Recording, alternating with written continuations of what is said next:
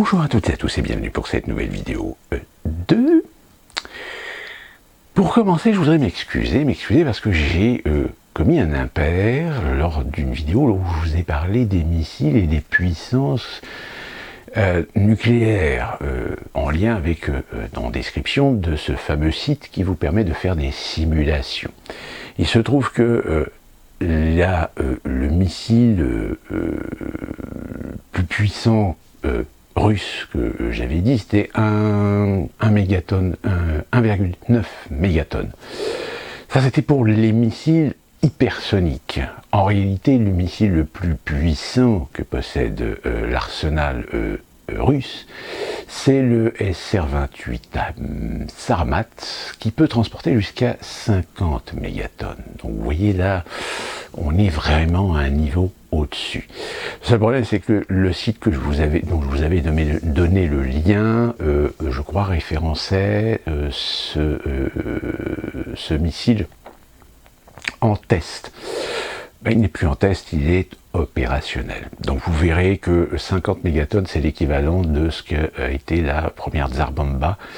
La plus puissante qui avait été testée par les Russes était la 100 mégatonnes, mais qui n'a jamais été véritablement développée à usage militaire. Donc en effet, vous pouvez reprendre ce site et faire le petit calcul, faire votre simulation avec une bombe d'une puissance de 50 mégatonnes, en sachant que ces missiles sont en fait des missiles intercontinentaux qui peuvent être tirés soit à partir de silos, soit à partir de positions mobiles, qui a été un choix soviétique des années 60 et qui finalement a fait son avantage parce que beaucoup plus difficile à localiser plutôt que des silos fixes comme c'était la coutume d'une manière générale. Mais encore une fois, si en effet les Russes peuvent prétendre posséder ce type de missile, force est de constater que le niveau de destruction que peut procurer ce genre de missile, pour vous donner une ordre d'idée, si les Russes balancent un missile Sarmat de 50 mégatonnes sur Paris, tout Paris intramuros est littéralement rayé de la carte et vous avez très peu d'espérance de vie sur un périmètre qui peut aller à la fois sur 17 km, je crois, 17 km de circonférence. Et au-delà, c'est le souffle, le souffle, la luminosité, mais vous avez encore des possibilités, si vous n'êtes pas exposé directement par exemple au flash, qui peut avoir une intensité assez importante, voire même un pouvoir calorifique assez important, vous pouvez vous en sortir. Mais évidemment, nous n'en sommes pas encore là. Deuxième chose que je voulais vous montrer, comme vous le savez, je vous ai dit que l'entreprise dans laquelle je travaille fait partie d'un groupe britannique. Ce groupe britannique a fait, est en banqueroute, a fait faillite il y a maintenant 3 semaines. Et pour vous dire que ici aux États-Unis, on ne badine pas avec l'administration, avec les procédures. En tant qu'employé de l'entreprise, eh bien j'ai reçu un document, donc que voici. Et ce document, eh bien, c'est un document officiel, fédéral. Alors j'ai également une lettre. Alors j'ai une lettre de la compagnie, j'ai une lettre des services de l'État de Caroline du Nord. Et avec tous ces documents, eh bien, voilà, on est très clairement aujourd'hui fixé, donc qui établit la situation de l'entreprise, les délais, jusqu'à quel point, etc. On peut être concerné. On a également ce document-là pour permettre à ceux qui ont, par exemple, des participations dans l'entreprise, etc., de pouvoir les retirer. C'est un peu comme en France, des fois c'est bloqué pendant 5 ans, etc. Sauf que là, l'entreprise fait banqueroute. Donc, on peut très bien permettre aux employés qui ont des participations, suivant les types de statut d'entreprise, etc. Eh bien, avec ce document, ils vont pouvoir justifier de pouvoir retirer leur participation. Et donc, dans ce document que voici, eh bien, vous avez donc, je vous montre, voilà, comme ça, et vous avez la liste. Voilà, de toutes les entreprises du groupe qui sont concernées. Voilà. Donc vous voyez, il y a quand même un sacré paquet d'entreprises qui sont concernées. Et donc, évidemment, moi je suis concerné par à la fois cette société-là et une autre société, une sous-société qui appartient donc à ce groupe-là, qui se trouve sur la première page. Et donc, c'est essentiellement donc des sociétés qui sont aux États-Unis, en Grande-Bretagne. Il n'y a pas d'autres, Knoxville, Londres, tous les sièges sont en fait à Londres. Alors évidemment, Londres étant le lieu où se trouvent les sièges d'une multitude de sociétés qui avaient pour gestion les réseaux qui se trouvaient également alors en Grèce, Allemagne, Espagne, Italie et même Israël. Donc vous voyez, c'est voilà, United States Bankruptcy Court for the Southern District of Texas. Donc, nous dépendons donc de la réglementation du Texas. Donc vous voyez, deuxième groupe d'exploitation mondial qui a fait faillite. Alors en France, pour l'instant, vous êtes couverts parce qu'en France, il y a toujours eu un protectionnisme, comme je vous l'avais expliqué dans la vidéo que j'avais faite sur l'exploitation, sur la confrontation, la bataille entre le streaming et les salles de cinéma. Mais c'est bien la preuve que l'exploitation aujourd'hui à l'échelle internationale, et y compris en France, de toute façon aujourd'hui est en face d'une crise majeure et qu'il va falloir à un moment donné réagir.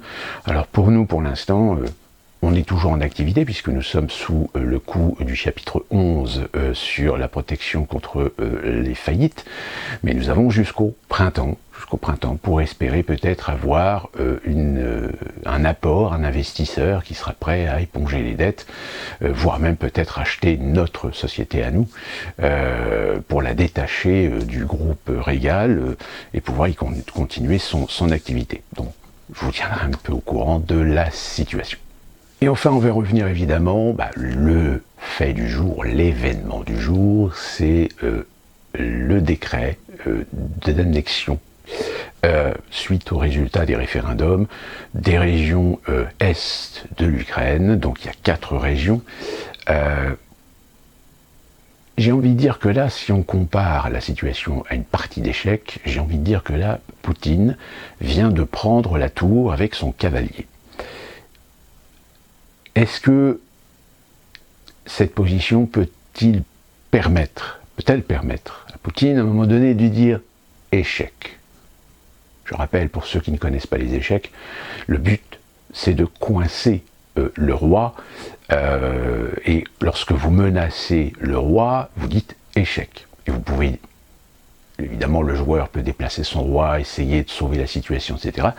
Et une fois que vous réussissez à coincer le roi, c'est-à-dire que le roi ne peut plus du tout bouger par rapport aux pièces que vous avez mis placées stratégiquement pour empêcher le roi de pouvoir se mouvoir, et bien dans ce cas-là, vous dites mat.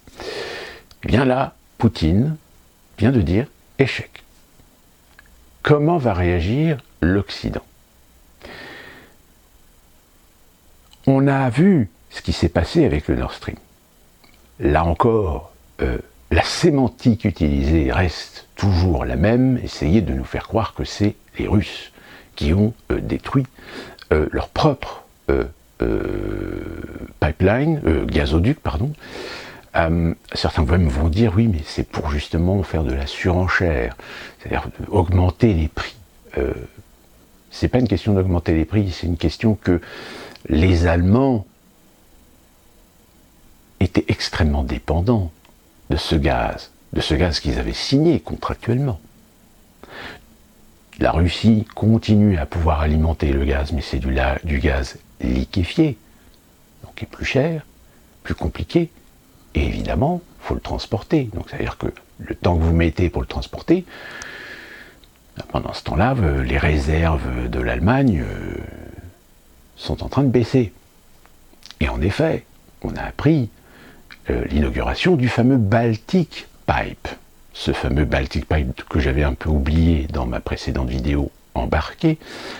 Mais là encore, ceux qui sont en réception de ce gaz venu de Suède, c'est les Polonais. Donc c'est-à-dire que ça mettrait éventuellement les Polonais dans une position dominante sur un gaz qu'ils pourraient revendre aux Allemands. Je dois vous rappeler que entre les Allemands et les Polonais, c'est pas le grand amour.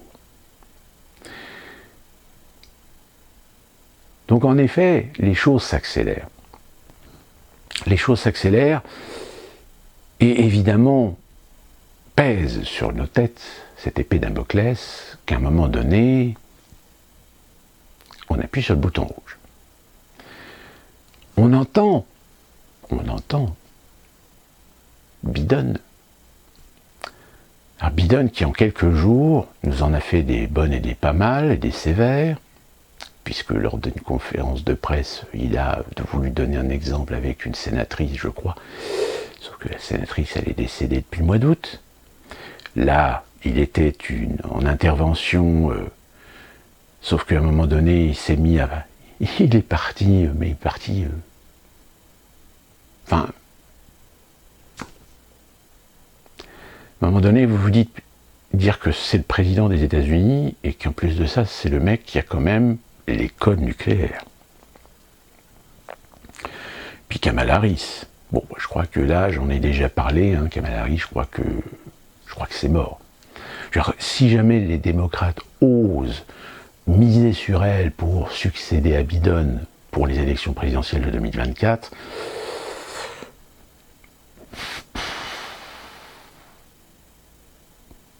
puisque là, elle était en visite en Corée du Nord. Alors déjà, première boulette, elle prend des jumelles pour regarder au loin la Corée du Nord. Elle était en Corée du Sud, pardon. Sauf que le militaire à côté d'elle dit « Oh, c'est là-bas ». Sauf que le militaire dit « Oui, c'est juste à 50 mètres ». Ah oui, c'est bien, je vois d'ici. Non, mais madame la vice-présidente, on dit à 50 mètres. Là, vous avez juste à regarder là. Là, c'est la Corée du Nord. Il n'y a pas besoin des jumelles pour regarder. Et lors d'une allocution, là aussi, elle a fait une erreur dans son élocution. C'est-à-dire qu'elle s'est trompée, elle a dit Corée du Nord au lieu de dire Corée du Sud, comme je viens de le faire. Sauf que moi, je ne suis pas vice-présidente des États-Unis d'Amérique. Donc, enfin, voilà, si vous voulez, le problème de Kamala Harris, pour ceux qui n'ont pas suivi, c'est que malheureusement, quand elle fait des sorties et qu'elle tient soit une interview, un discours, etc., le problème, c'est que quand on l'écoute, on a l'impression d'entendre un gamin. C'est-à-dire avec une certaine naïveté, c'est-à-dire avec un discours très enfantin. En gros, on prend vraiment les Américains pour des gamins. Je ne vais pas revenir dessus. Et puis nous avons Macron. Et qu'est-ce qu'on apprend? On apprend que Macron serait disposé à faire dissolution si jamais une opposition, une motion de censure était déposée contre lui. On se souvient que la dernière fois qu'un président de la République a fait une dissolution, c'était pas à son avantage. Mais force est de constater qu'au point où l'on en est en France, au point où on en est de subversion, de corruption, de débilité, d'absurdie,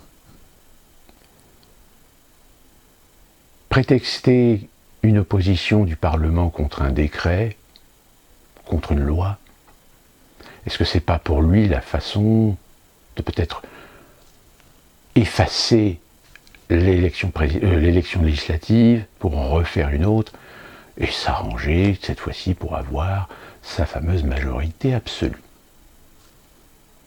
Est-ce que stratégiquement, ce ne serait pas justement le but? Mais évidemment, en fraudant. parce que je ne vois pas comment il pourrait obtenir une majorité absolue si ce n'est que par de la fraude. Mais comme je vous dis, au point où on en est aujourd'hui, ils sont capables de tout. Et puis, il y a eu cette rumeur. On a entendu cette rumeur comme quoi Xi Jinping serait peut-être victime d'une tentative de coup d'État. La rumeur a très vite été effacée. Xi Jinping a réapparu récemment et a confirmé que non. Il n'y a absolument aucun risque pour l'instant qu'il se fasse dégager. Ce qui n'est pas le cas de Poutine. Vous le voyez, Poutine actuellement, l'information, les médias mainstream, essaient de nous faire la démonstration que le peuple russe en a marre, voire même que l'armée en a marre. Et que Poutine est en train d'être isolé. Sauf que le problème, c'est que, en cherchant bien, toutes les sources qui servent à ces discours-là sont des sources évidemment pro-occidentales. En revanche, si vous allez voir du côté de Telegram, si vous allez voir du côté de sources divergentes, on n'a pas du tout le même son de cloche. Oui, bien sûr, si vous allez en Russie, si vous voulez chercher, trouver des gens anti-Poutine, vous en trouverez. Comme en France, vous trouverez des gens anti-Poutine. Vous trouverez des militaires russes qui sont contre Poutine. Tout comme vous trouverez des militaires français qui sont contre Macron. Tout comme vous pouvez aussi trouver des militaires américains qui en ont gros sur la patate.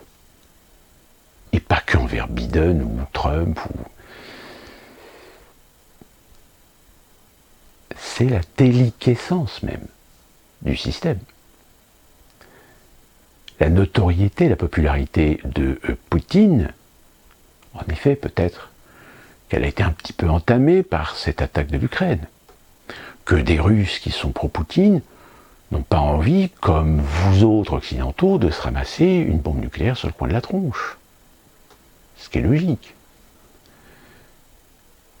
Mais force est de constater qu'on est véritablement sur une guerre d'information.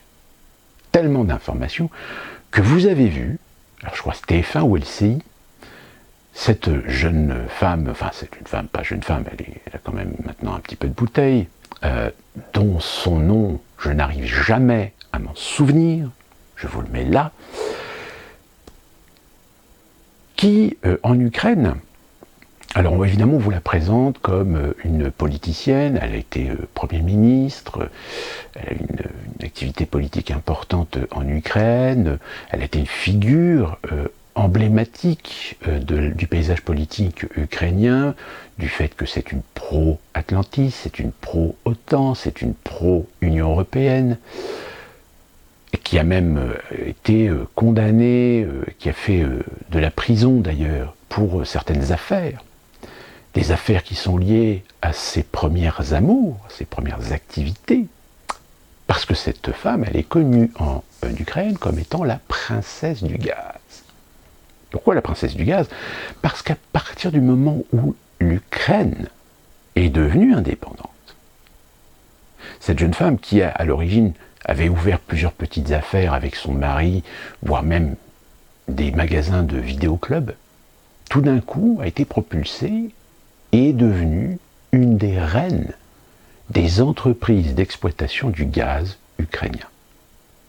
Gaz ukrainien de production ukrainienne, comme aussi de revente du gaz russe.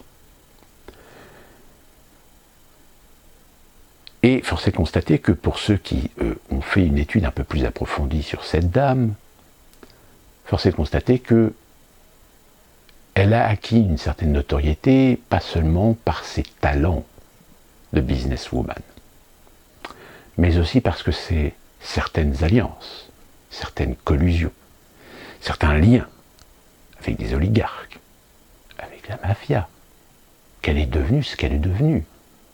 À tel point que même Forbes, je crois en 2014, je ne sais plus si c'est en 2014 ou 2009, je ne sais plus quelle année, enfin Forbes l'avait classée deuxième femme plus puissante au monde. Et pourtant, on vous la présente comme une femme qui défend les valeurs de la liberté, de la démocratie, anti-russe, évidemment, alors que c'est quand même pas la personne la plus propre, dirons-nous, pour vouloir défendre les valeurs de démocratie, de liberté de l'Ukraine.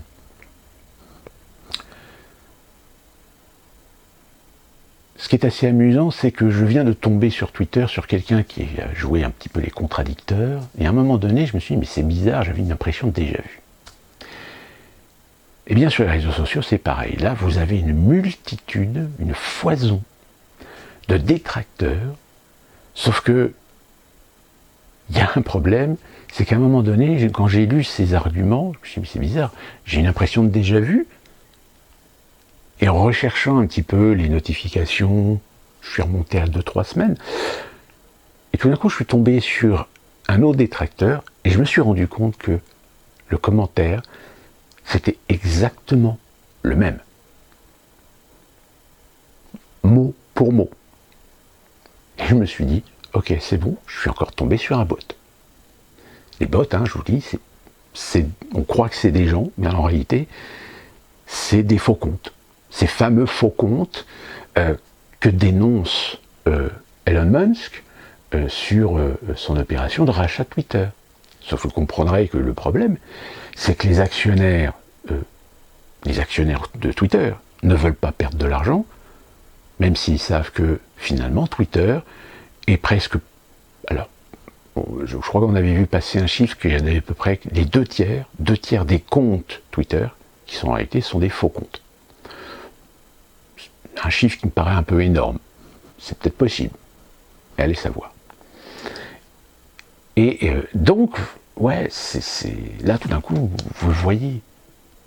Des fois, vous entendez parler de certaines choses, mais vous n'en avez jamais été témoin. Sauf que là, tout d'un coup, vous tombez sur quelqu'un qui vous sort. Alors souvent, c'est l'argument qui dit oui, vous n'y connaissez rien à l'Ukraine, moi je connais ce pays, j'y suis allé plusieurs fois, Zelensky a été élu démocratiquement, etc. Sauf que le problème, c'est que dans la façon dont ils lisent les choses, on sent bien que c'est du copier-coller. Et puis bon, le problème de Twitter, c'est comme vous êtes limité par 480 caractères, j'ai pas envie de rentrer, j'ai pas envie de perdre mon temps à faire du décortiquage, surtout quand je sais que derrière, c'est pas une personne qui est derrière le compte, c'est un bot, c'est un algorithme.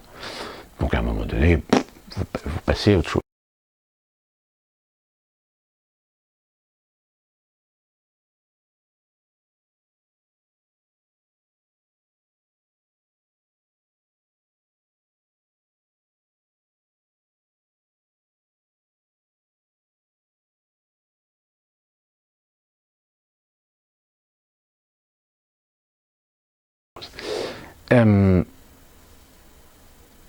Donc le problème, si vous voulez, c'est que vous avez aussi la présidente de l'Assemblée nationale qui est allée en Ukraine.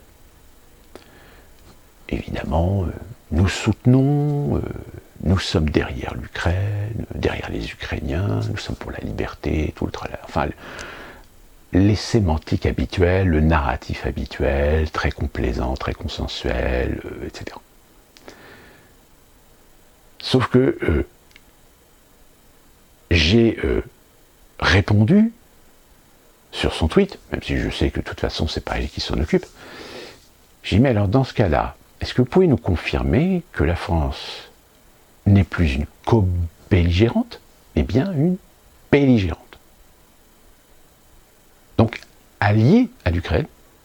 Donc ça veut dire que vous engagez la France dans un conflit contre la Russie. Et donc par conséquent, vous êtes en train de dire aux Français, en tant que président de l'Assemblée nationale, que vous vous positionnez en soutien de l'Ukraine comme une forme d'alliance contre la Russie. Donc vous comprenez bien que là, lorsque Poutine va signer le décret d'annexion des territoires du Donbass, On est sûr et certain que l'armée ukrainienne va continuer à tirer à l'artillerie, à tirer sur ces territoires-là. Parce que très clairement, on veut provoquer Poutine, on veut qu'il le dise, on veut qu'il déclare la guerre à l'Ukraine. On veut qu'il le fasse. On veut qu'il déclare la guerre en Ukraine. À l'Ukraine, pardon. Donc si à partir du moment où la Russie déclare la guerre à l'Ukraine et que la France s'aligne derrière l'Ukraine, escalade. Grosse escalade. Je vais terminer la vidéo parce que je referai une vidéo un peu plus tard sur l'évolution des événements parce que je pense que ça va s'accélérer. Parce que, très clairement, avec le coup de Nord Stream, là vous avez la Suède et le Danemark qui viennent de confirmer qu'il s'agit bien d'une explosion, 4 explosions ont été identifiées. Sauf qu'évidemment, on continue, comme je vous le dis au début de la vidéo, on continue à essayer de faire en sorte que ce soit les Russes qui soient tenus pour responsables. Alors qu'en réalité, aujourd'hui, on sait qu'il y avait bien des bâtiments de l'US Navy dans le cadre d'une opération d'entraînement, de simulation de l'OTAN. Mais qu'on n'aura jamais la confirmation de l'identification, soit de l'explosif, ou soit du type de drone qui a été envoyé pour faire péter les deux tuyaux qui se trouvent entre 50 et 100 mètres de profondeur. Donc vous voyez, c'est peu profond. Le problème, c'est que si certains d'entre vous sont en train de se poser des questions de savoir est-ce que finalement les États-Unis d'Amérique ne sont pas en train de tout faire pour faire péter l'Europe. Je rappelle, l'euro est toujours en dessous de la parité avec le dollar. Que le yuan, il y a depuis quelques jours, est un petit peu en difficulté. La question aujourd'hui qu'il faudrait vous poser, en tout du moins il y a 2 questions. Et d'ailleurs ces 2 questions-là, vous pouvez les utiliser dans vos débats, avec des détracteurs, etc. La première question c'est, est-ce que vous êtes prêt à sacrifier votre vie, votre famille, vos amis, votre sécurité, votre confort pour l'Ukraine? Sous-entendant, évidemment, est-ce que vous êtes d'accord pour qu'on aille guerroyer contre la Russie? Guerroyer contre la Russie, je pense qu'on n'a pas besoin de vous faire un dessin. Et la deuxième question, est-ce que vous pensez que quelque part, si demain l'Europe s'effondre, à qui profitera le crime? Et qui aujourd'hui, au vu de la situation, de l'inflation, de la crise économique, du tsunami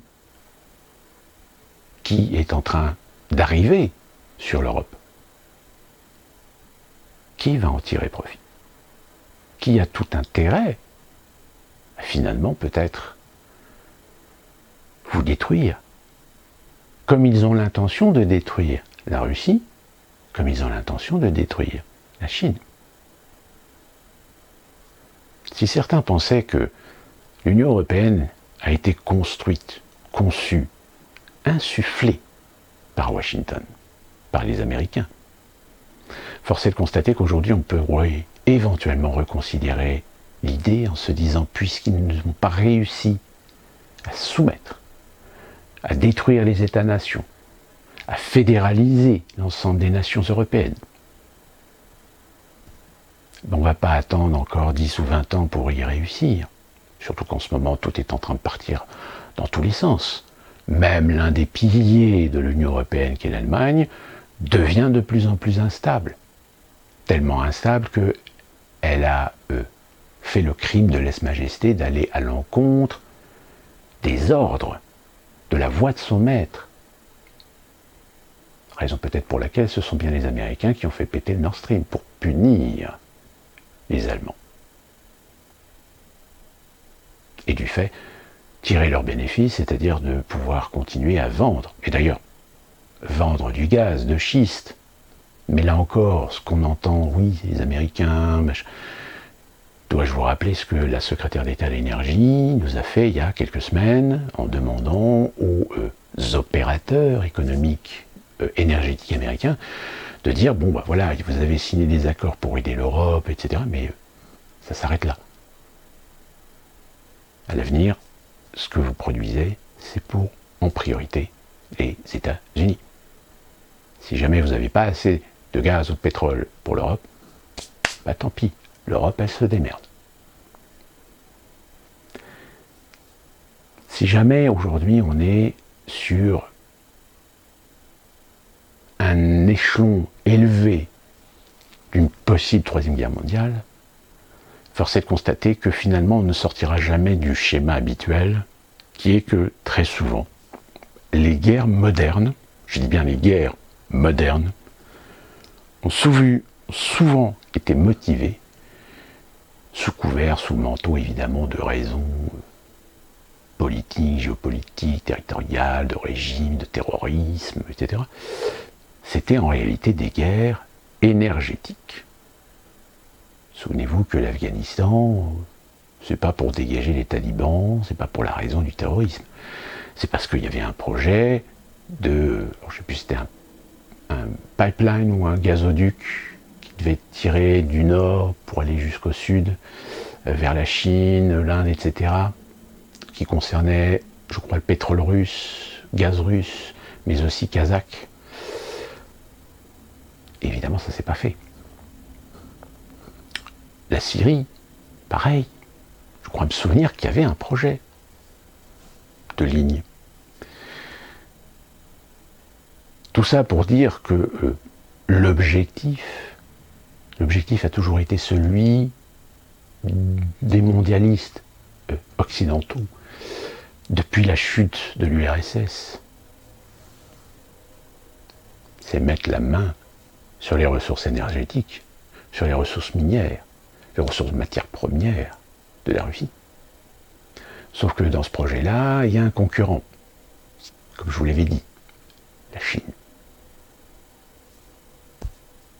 Sauf qu'au lieu d'aller dans des stratégies de géopolitique classiques, de petits coups par derrière, de petits conflits, de petites guerres locales, où on peut faire de la guerre conventionnelle sans prendre le risque de voir des conflits entre des pays qui sont nucléarisés,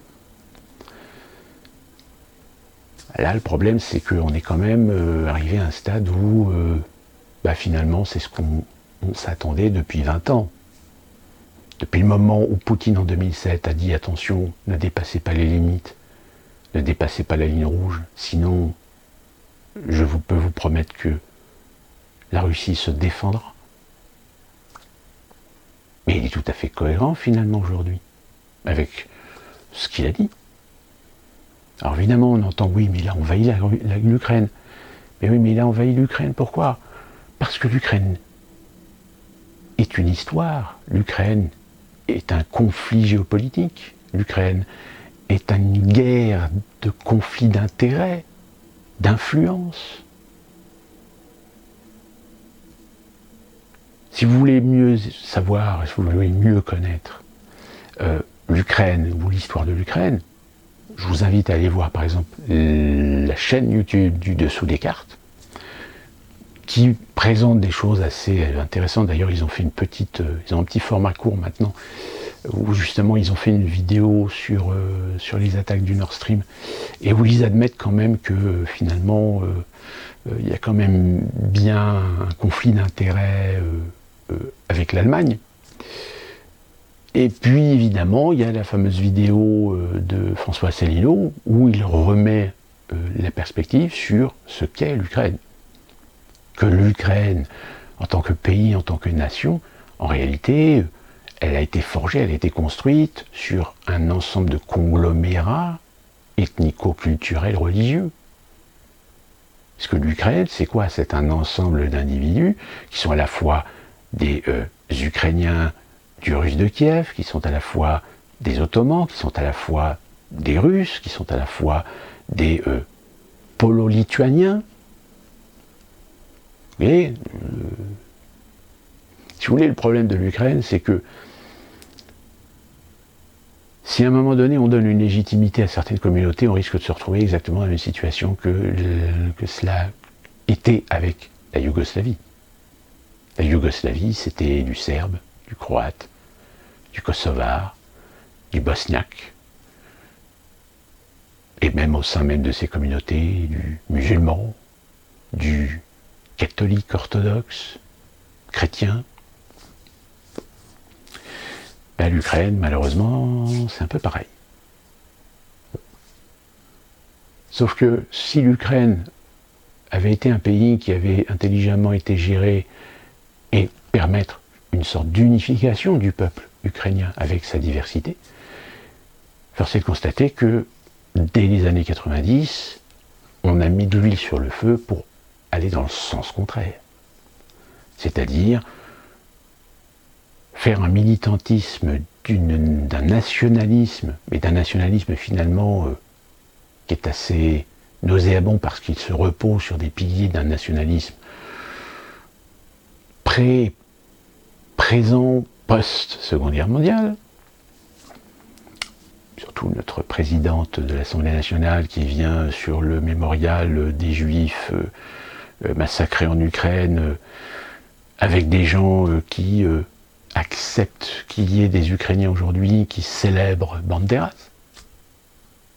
le célèbre collaborateur néo-nazi, adulé par les nationalistes.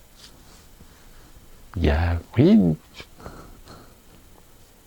ça oui, de toute façon, ce personnage-là, c'est une épine dans le pied, hein, en général, de ceux qui veulent absolument défendre l'Ukraine, etc.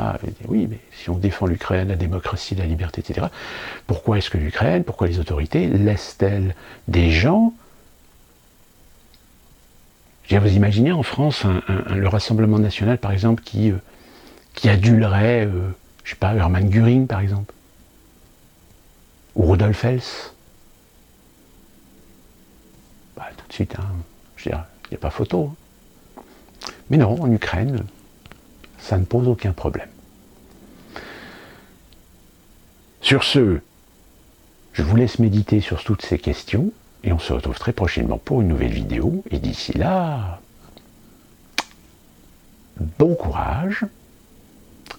Et pour ma part, ce week-end, on va affronter le résidu de la tempête tropicale de Yann.